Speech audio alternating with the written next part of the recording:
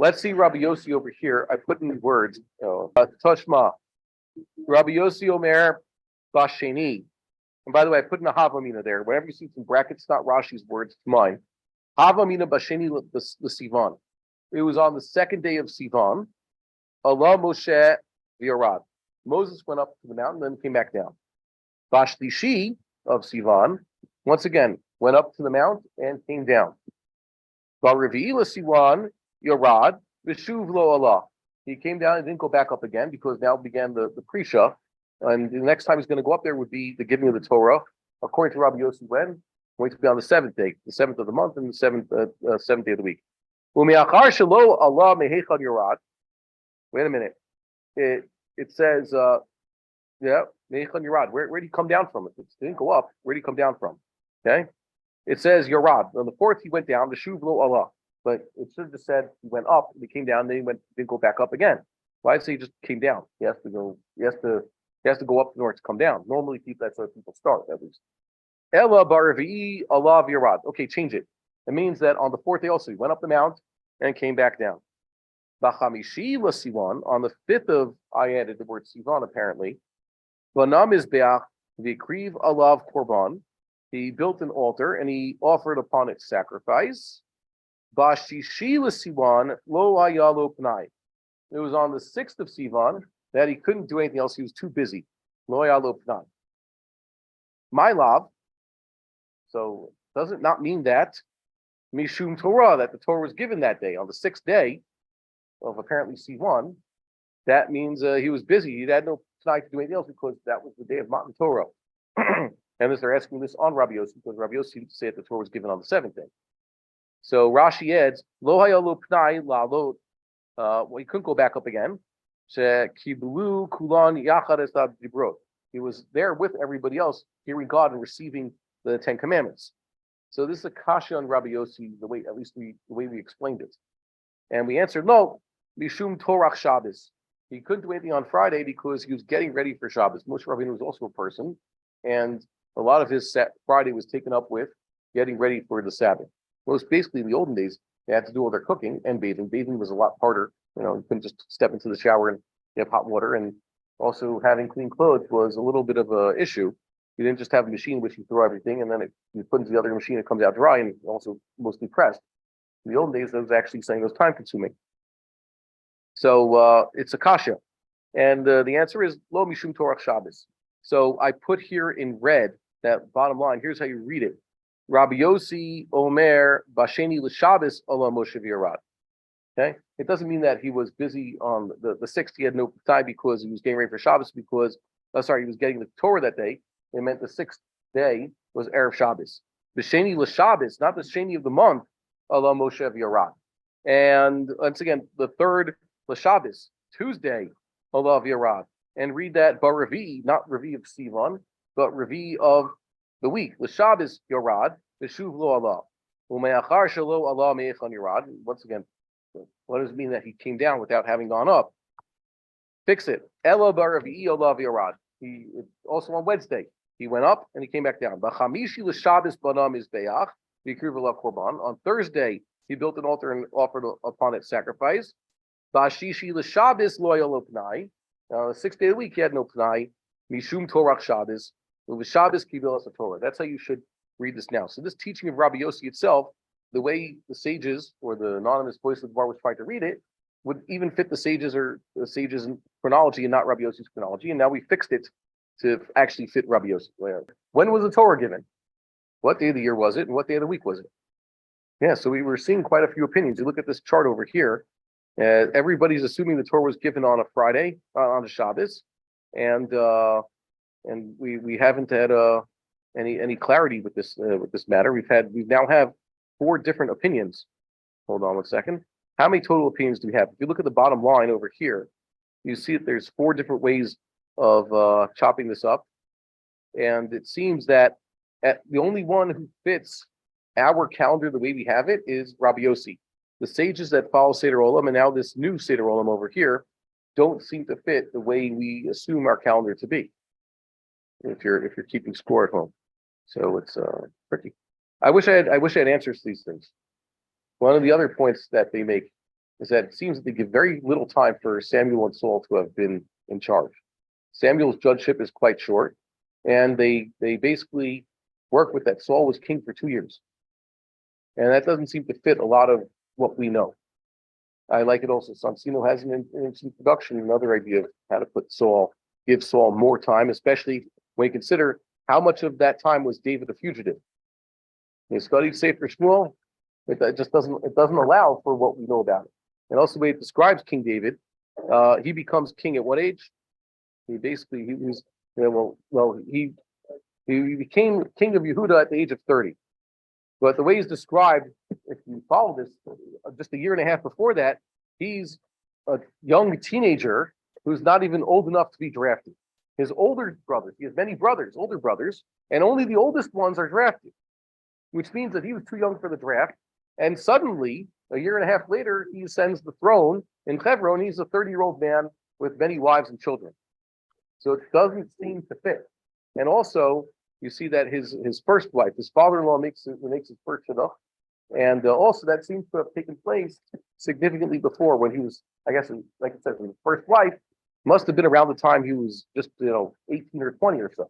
So there's a lot missing, and there's a lot of questions there. Ramban, yeah. Well, it doesn't say that Saul took the throne. He already had children.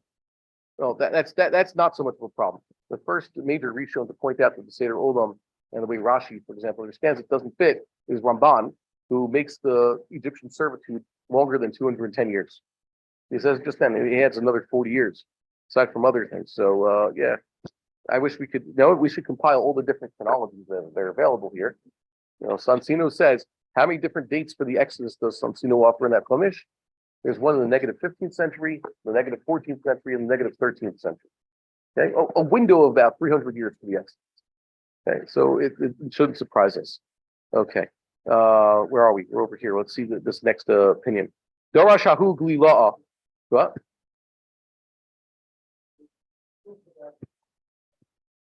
Yeah.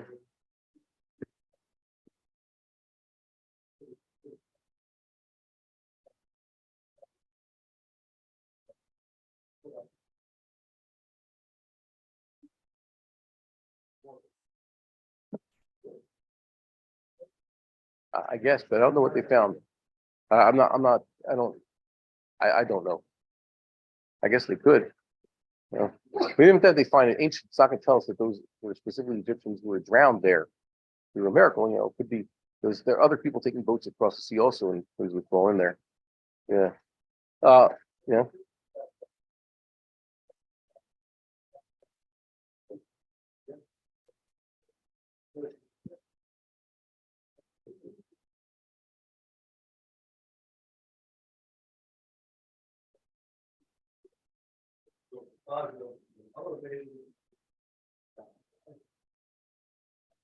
In the olden days, they didn't care about archaeology so much. The problem was in the olden days, they just built over old and destroyed the old and just built the new on top. And even coins. What would they used to do? Coinage. It's not like there were people collecting old coins. They would constantly remint it, reshape the silver or the gold, either melt it down and use it for something, or just remint what was. So it's very hard to find old things because people didn't care about these in the olden days, especially conquering people. When you conquered something, you basically destroyed, melted everything down, used it again. It's not like I think it's almost a miracle that there are people who claim. I think if anybody remembers Oscar Goldman, he claims to have seen Son of Caleb in the Vatican, and I met him. It was on Shavuos night when he told us his story, and he lived in Queens, and he passed away already, but he was there in the 1960s, and it was just by Mikre that he got to see it. So it's a miracle that, let's say, the Romans didn't melt down the menorah that he saw, because that's what they used to do. Just use the precious metals. Why should you keep it? So yeah, you're less likely to find something that is extant. However, you want to see something that does exist. If you want to, you can see artifacts from the Second Temple, real life artifacts, even gold. Where can you go see it? Go to the Temple Mount, and there's a collection of capitals. Capital is the top part of the column. There were porticos that surrounded the temple, and they were on these Grecian columns on the Temple Mount. The first thing you see when you get out to the Temple Mount to your right is there's a whole bunch of capitals from the broken columns. Remember, the second temple was destroyed. Jews tried to build a temple in Bar Kokhba's time and later, but no one ever got around to taking out the old pieces, the remnants of the old temple, and properly disposing of them or burying them or anything like that. Why? Because Jews haven't had that chance yet.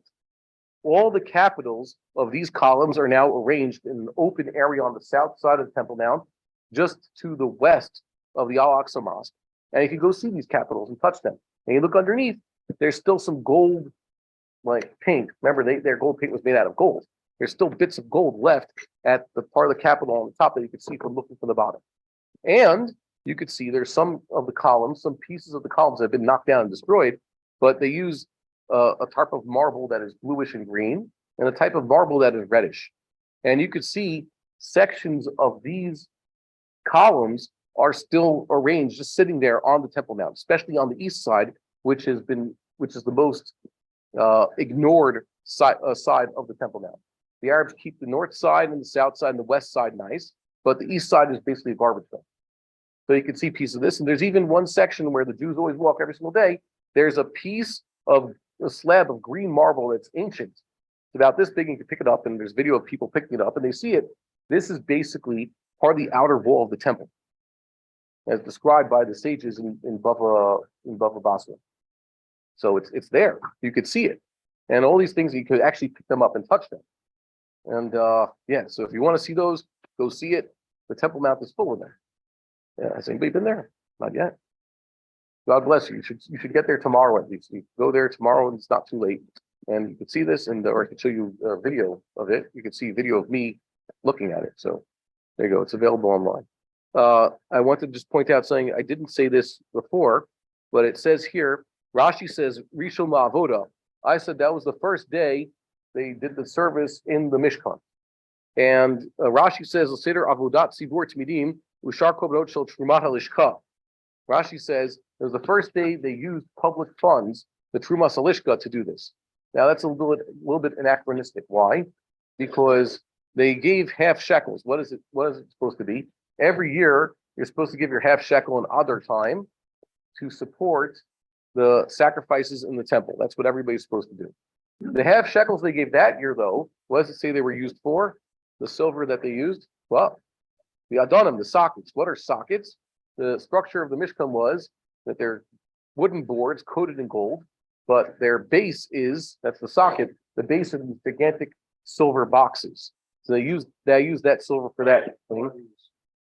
Well, yeah, it's stronger. It's going to be all the weights on it. Yeah, so the wall is very soft. Yeah. But if you wanted to have a lower center of gravity, you should have put the gold on the bottom because that'd be denser. Whatever it is, that's what they use. These sockets. Apparently the sockets were denser than the board entirely. Even though the board is coated in gold, it's wood, and wood is less dense. So I guess the entire thing is still able to be held up. And it's still at a low center of gravity. So here he says that the chiddush of this day was that they're actually using the contributions of the half shekels to the Trumas HaLishka, which existed, by the way, in First Temple times also, for these korbanos. That's what it is, implying that until this point, the korbanot tzibur, which were offered at Mount Sinai on the Bama, which started, by the way, with the revelation at Sinai, it says, Olat Tamid Ha'asiyah B'Har Sinai. They started bringing the korban tamid before they even built the Mishkan and had the Kohanim working there. So, like I said, this Rashi is arguable. The last line of the Gemara that we got to over here is, Darash Hahu Bli La'a, Alei de Rav Chisda. Someone from the Galilee, that Galilean, said concerning Rav Chisda, Brief Rachmana, Dihav Uryan Flitai, blessed is the the merciful one who gave a triple Torah, La'am Tlitai, to a triplicate nation, Al Yadei Tlitai, to a third-born child, Biyom Tlitai, on the third day, Lila Tlitar Biyarcha, Tlitai Kaman Rabbanan, and it was on the third of the, Biyom Tlitai, Biyarcha Tlitai, on the third day of the third month. What does it mean the third day of the third month? It was a Tuesday. It was third day of Sivan. What? Yes, there it goes. So it's not the third day of Sivan or the day. It means the third day of their Prisha, which ended up being Shabbos. So you read Rashi, I put it all the way in the bottom. Sorry, and include this here. Nope, I cut it off. Okay, so that's the end of that Gemara. We would like to encourage our viewers to share these videos with friends and send in your responses. If you would like to obtain Birkon Nusach Eretz Yisrael or invite the rabbi for a speaking engagement, please email us at office@machonshilo.org.